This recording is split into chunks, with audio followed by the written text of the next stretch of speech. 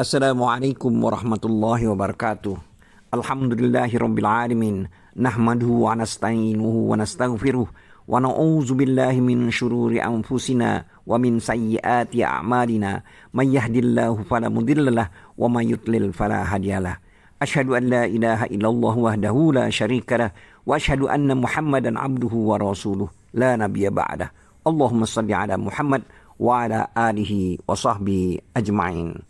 Amma ba'du.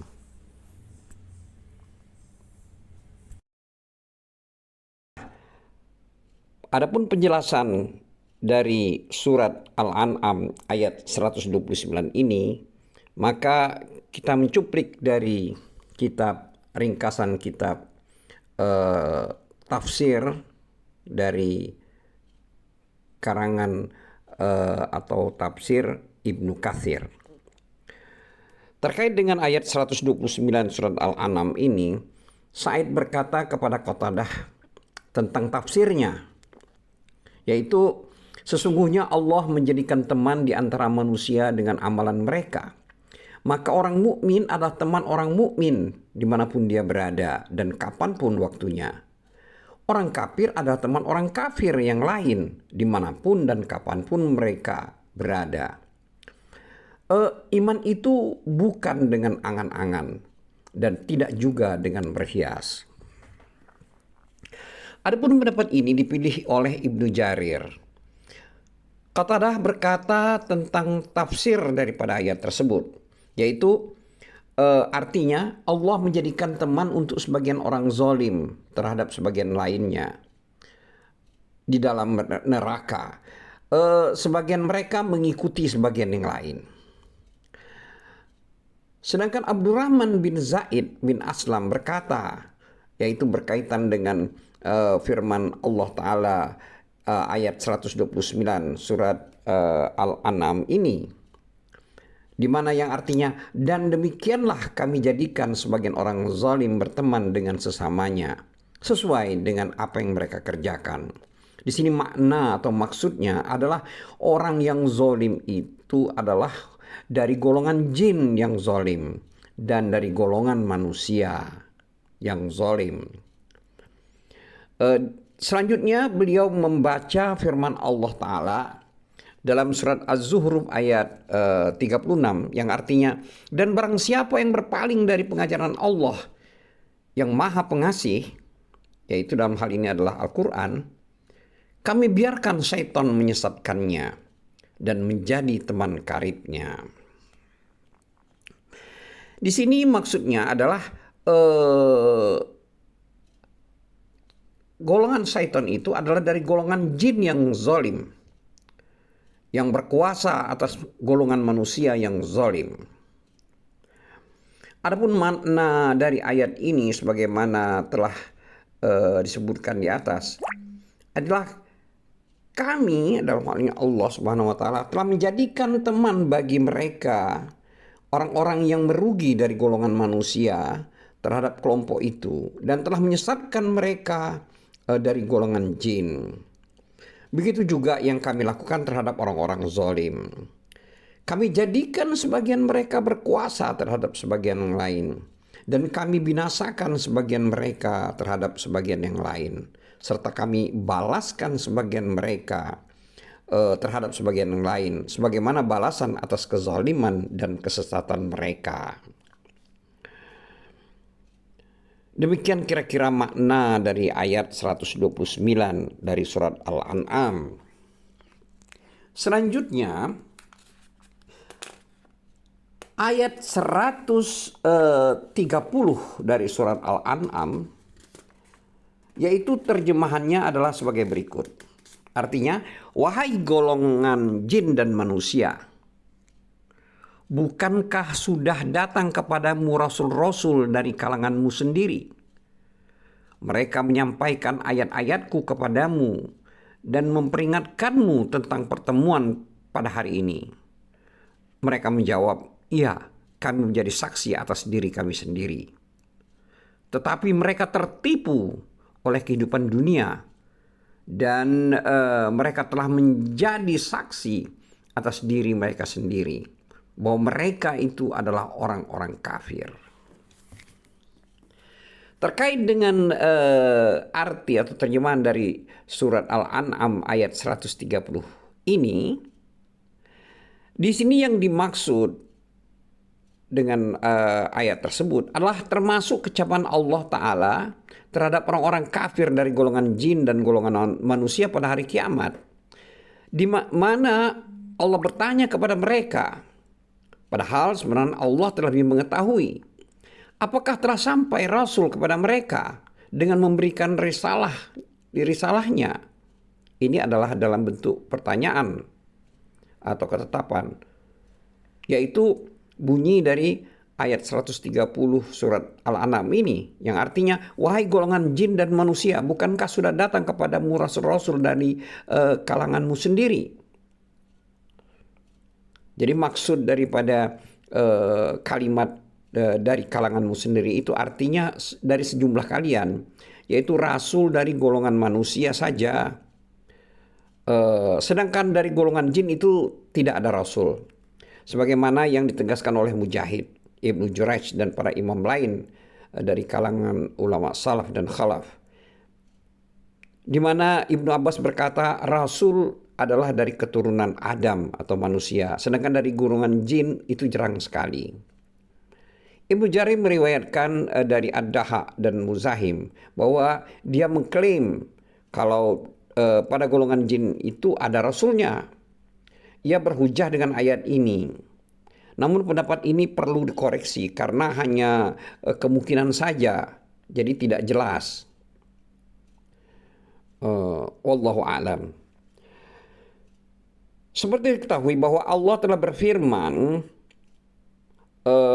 dalam surat Ar-Rahman ayat 19-22 yang artinya dia membiarkan dua laut mengalir yang kemudian keduanya bertemu, yaitu yang asin dan yang tawar. Di antara keduanya ada batas yang tidak dapat dilampaui oleh masing-masing. Selanjutnya Allah Ta'ala berfirman, dari keduanya keluar mutiara dan marjan.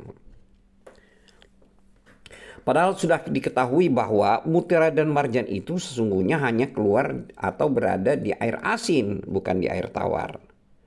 Jadi inilah kira-kira analognya, dan ini jelas. Ibnu Jarir telah menuliskan jawaban seputar masalah itu sendiri. Jadi ini seolah-olah adalah sebagai analog bahwa walaupun dalam ayat tadi disebutkan bahwa adalah utusan dari Allah dari golongan mereka sendiri. Nah, di sini para ulama melakukan pengertian bahwa sesungguhnya yang menjadi rasul itu hanyalah dari golongan manusia, jadi bukan jin. Dalil yang menunjukkan bahwa para rasul itu hanya dari golongan manusia saja juga adalah terkait dengan firman Allah Ta'ala, yaitu pada surat An-Nisa ayat 163-165, di mana Allah telah berfirman yang artinya, sesungguhnya kami mewahyukan kepada Muhammad sebagaimana kami telah mewahyukan kepada Nuh dan nabi-nabi setelahnya. Dan kami telah mewahyukan pula kepada Ibrahim, Ismail, Ishak, Yakub dan anak cucunya, Isa, Ayub, Yunus, Harun, dan Sulaiman. Dan kami telah memberikan kitab pada Zabur kepada Daud. Dan ada beberapa rasul yang telah kami kisahkan kepadamu sebelumnya, dan ada beberapa rasul lain yang tidak kami kisahkan kepada mereka kepadamu. Dan kepada Musa Allah berfirman langsung, rasul itu adalah sebagai pemberita gembira, pembawa berita gembira dan pemberi peringatan, agar tidak ada alasan bagi manusia untuk membantah Allah setelah rasul-rasul itu diutus. Allah Maha Perkasa, lagi Maha Bijaksana. Selanjutnya di dalam surat Al-Ankabut Allah berfirman yang artinya, dan kami jadikan kenabian itu pada dan kitab pada keturunannya. Di sini maksudnya adalah keturunan Nabi Ibrahim. Dengan demikian adanya membatasi kenabian dan kitab setelah Ibrahim, yaitu hanyalah pada keturunannya. Dan di sini tidak ada seorang pun yang mengatakan kalau kenabian sebelum Ibrahim itu ada dari golongan jin, lalu terputus dari mereka dengan diutusnya para rasul dari kalangan manusia. Terkait dengan hal ini, Allah telah berfirman dalam surat Al-Furqan ayat 27 yang artinya, dan kami tidak mengutus rasul-rasul sebelummu Muhammad, melainkan mereka yang pasti memakan makanan dan berjalan di pasar-pasar. Jadi dengan demikian berdasarkan ayat 27 ini, yang memakan makanan dan berjalan di pasar-pasar itu pastilah manusia, bukan dari golongan jin. Selanjutnya firman Allah pada surat Yusuf ayat 109 yang artinya, dan kami tidak mengutus sebelummu Muhammad melainkan seorang laki-laki yang kami berikan wahyu kepadanya di antara penduduk negeri. Ini juga menunjukkan bahwa yang menjadi nabi atau rasul itu adalah manusia, bukan dari golongan jin. Terkait dengan hal ini sudah diketahui juga bahwa dalam hal ini jin itu yang mengikuti manusia. Oleh sebab itu Allah Ta'ala berfirman dan mengabarkan tentang mereka, yaitu di dalam surat Al-Ahqaf ayat 29 sampai 32, di mana Allah telah berfirman yang artinya, dan ingatlah ketika kami hadapkan kepadamu Muhammad serombongan jin yang mendengar bacaan Al-Quran, maka ketika mereka menghadiri pembacaan itu, mereka berkata, diamlah kamu, maksudnya untuk mendengarkannya. Maka ketika telah selesai, mereka kembali kepada kaumnya untuk memberi peringatan. Mereka berkata, wahai kaum kami, sungguh kami telah mendengarkan kitab Al-Quran yang diturunkan setelah Musa, membenarkan kitab-kitab yang datang sebelumnya, membimbing kepada kebenaran dan kepada jalan yang lurus. Wahai kaum kami, terimalah seruan orang, dalam hal ini adalah Muhammad, yang menyuruhkan kepada Allah, yang menyuruh kepada Allah. Dan berimanlah kepadanya. Niscaya dia akan mengampuni dosa-dosamu dan melepaskan kamu dari azab yang pedih. Dan barang siapa tidak menerima seruan orang yang menyeru kepada Allah ini, dalam hal ini adalah Nabi Muhammad, maka dia tidak akan dapat melepaskan diri dari siksaan Allah di bumi. Padahal tidak ada pelindung baginya selain Allah. Mereka berada dalam kesesatan yang nyata. Demikian terjemahan dari surat Al-Ahqaf ayat 29 sampai 32. Dan di sini juga terdapat keterangan dalam beberapa hadis yang telah diriwayatkan oleh At-Tirmizi dan selainnya bahwa Rasulullah SAW membacakan kepada mereka, maksudnya para jin, yaitu surat Ar-Rahman, dan padanya terdapat ayat, yaitu firman Allah pada ayat 31 dan 32 pada surat Ar-Rahman, yang artinya, kami akan memberi perhatian sepenuhnya kepadamu, wahai golongan manusia dan jin. Maka nikmat Tuhanmu yang mana yang kamu dustakan? Selanjutnya, terkait dengan ayat 130 surat Al-An'am ini, di mana Allah telah berfirman yang artinya, wahai golongan jin dan manusia, bukankah sudah datang kepadamu rasul-rasul dari kalanganmu sendiri? Mereka menyampaikan ayat-ayatku kepadamu dan memperingatkanmu tentang pertemuan pada hari ini. Mereka menjawab, iya, kami menjadi saksi atas diri kami sendiri. Di sini maksudnya menjadi saksi atas diri mereka sendiri, artinya kami telah mengakui bahwa para rasul telah menyampaikan risalah. Telah menyampaikan risalahmu, ya Allah, kepada kami. Dan mereka memperingatkan kepada kami akan perjumpaan denganmu. Dan bahwa pada hari ini terjadi tidak mungkin tidak. Selanjutnya Allah berfirman dalam surat Al-An'am ayat 130, yaitu dalam kalimat, tetapi mereka tertipu oleh kehidupan dunia.